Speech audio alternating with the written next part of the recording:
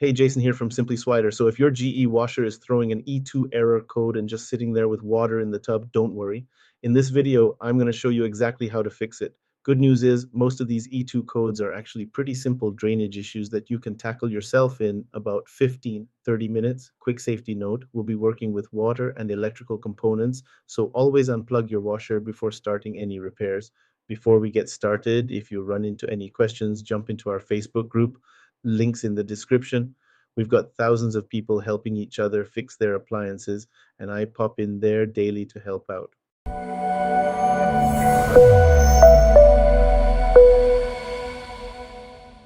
All right, so here's the deal with GE Washer E2 codes. They're basically telling you there's a drainage problem. The washer can't get the water out within its normal time frame, which is usually about 5 to 10 minutes. Now, here's something that might surprise you. Some of the newer GE combo units actually use E2 for door lock failures, but we're going to start with drainage since that's what causes this error 90% of the time. I'm going to walk you through these fixes from simplest to more involved, and trust me, most of the time it's something you can handle in about 10 minutes.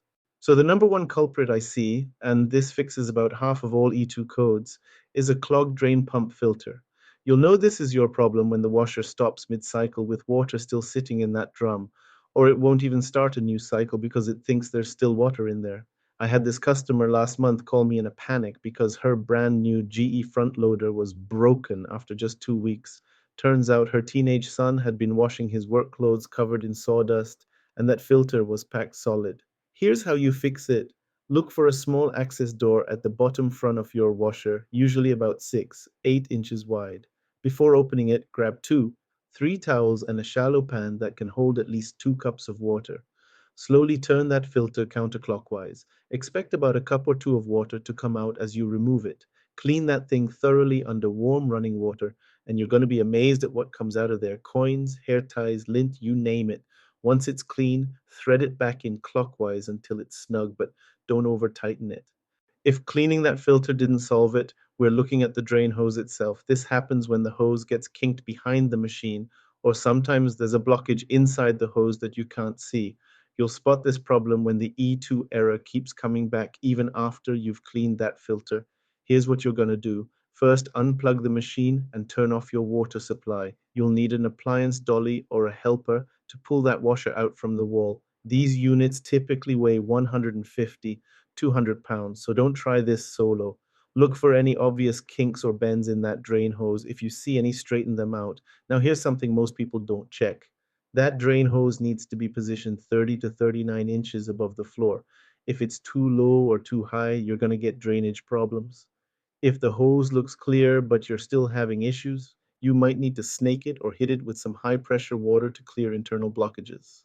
When the filter is clean and the hose looks good, but you're still getting that E2 code, we're probably dealing with a bad drain pump. Here's how you'll know.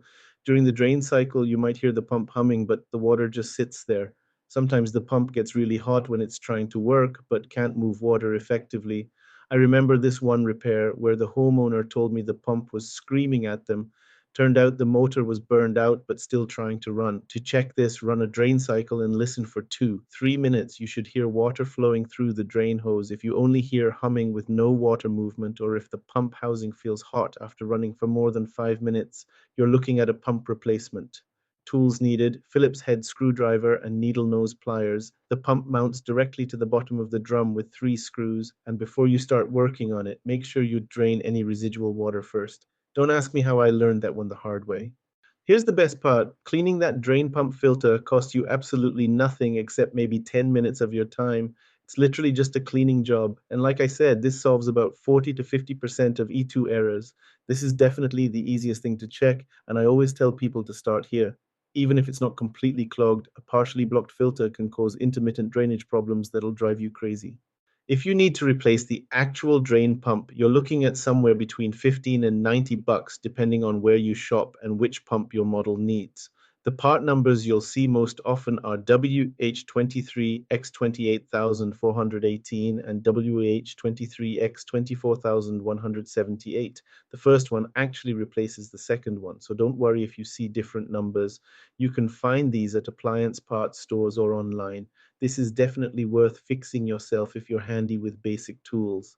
The pump bolts right to the bottom of the drum, and the whole job takes maybe an hour if you take your time. The water level sensor or pressure switch runs about 65 bucks, and this is where things get a little trickier. Sometimes a faulty sensor will make the washer think there's still water in the tub when there isn't, triggering that E2 code. The part number to look for is usually WH12X10522. Testing this one involves checking continuity with a multimeter, so if you're not comfortable with electrical testing, this might be where you call someone. But if you can handle basic electrical work, it's not too bad. The sensor is usually located near the control panel. Now, here's where it gets expensive. If you've got one of those GE combo units where E2 actually means door lock failure, you're looking at a pretty hefty repair. I had one customer get quoted 350 bucks for parts and labor on a door lock replacement. Here's my rule of thumb. If the repair costs more than 50% of what you'd pay for a comparable new washer, it's time to shop for a replacement. For washers over 7 years old, this repair often isn't worth it. The door lock itself isn't too hard to replace if you can get the part at a reasonable price, but shop around because prices vary wildly. All right, let's talk about what you're looking at cost-wise if you need to replace some parts. The good news is most of these repairs are way cheaper than calling someone like me, and they're definitely worth doing yourself in most cases. I'm going to break down the parts, where to get them, and whether it makes sense to tackle the job or call a pro. Now, you can see right there on your screen the most common GE models that run into these E2 issues. Take a look. You might even spot your own washer up there. What's interesting is that most GE top loaders use E2 specifically for drainage problems, but some of those combo units, like the ones shown, use E2 for door lock issues instead. Either way, the troubleshooting approach is pretty similar. Start with the simple stuff and work your way up. That's how you tackle the GE2 error code. Here's your quick checklist. Step 1, clean the drain filter. Free 10 minutes, fixes 50% of cases. Step 2, check drain hose for kinks and verify it's 39 inches high. Free 15 minutes. Step 3, test the drain pump by listening during drain cycle. May need $15.90 part. Step 4, check water level sensor if previous steps don't work. $65 part, requires multimeter. Remember, most of these fixes cost way less than calling a repair guy, and they're definitely doable for the average homeowner. If you guys know someone who's having appliance troubles, please send them the link to this video or a link to my channel where I have tons of other videos showing how to fix pretty common issues with appliances, sometimes for free or as little cost as possible. It sure beats having a repairman come out and spending several hundred for them to fix it when it could be something so simple. If this helped you get your GE washer draining again, hit that like button and drop a comment below. Let me know which fix worked for you. Really helps other people with the same problem. And if you haven't already, please subscribe to the channel. We'll get this out to more folks who need to save some time and money. Thanks for watching, and I hope you guys have a great day.